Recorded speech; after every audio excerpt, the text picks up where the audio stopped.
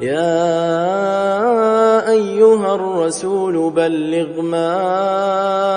أنزل إليك من ربك وإن لم تفعل فما بلغت رسالته والله يعصمك من الناس إن الله لا يهدي القوم الكافرين قل يا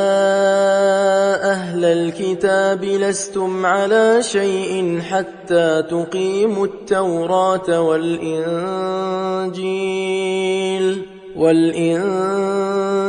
وما أنزل إليكم من ربكم وليزيدن كثيرا منهم ما أنزل إليك من ربك طغيانا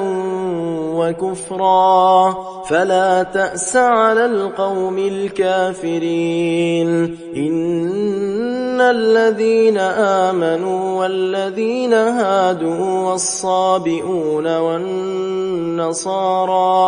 والنصارى من آمن بالله واليوم الآخر وعمل صالحا فلا خوف عليهم ولا هم يحزنون لقد أخذنا ميثاق بني إسرائيل وأرسلنا إليهم رسلا كلما جاءهم رسول بما لا تهوى أنفسهم فريقا كذبوا وفريقا يقتلون وحسبوا ألا تكون فتنة فعموا وصموا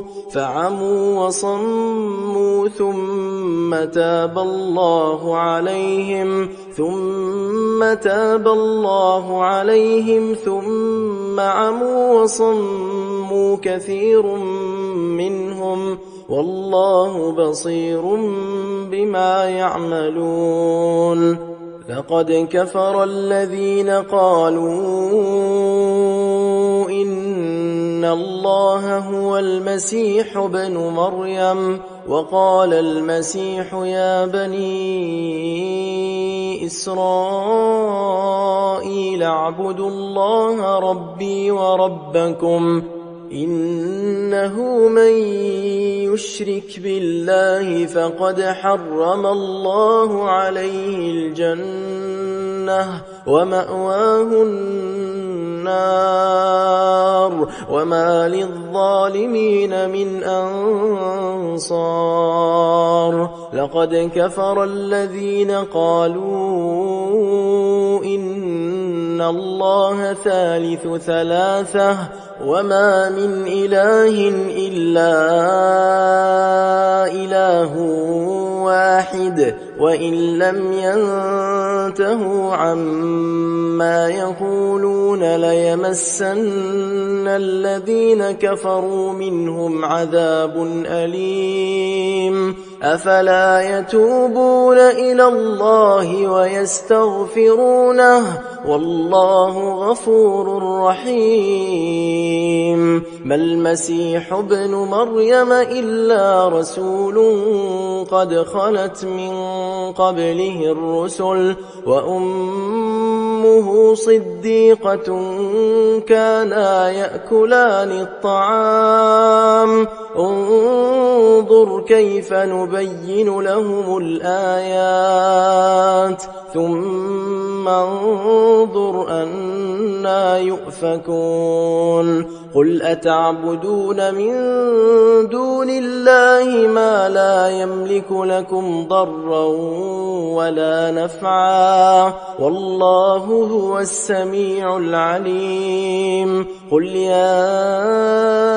أهل الكتاب لا تغلوا في دينكم غير الحق ولا تتبعوا أهواء قوم قد ضلوا من قبل وأضلوا كثيرا وضلوا عن سواء السبيل.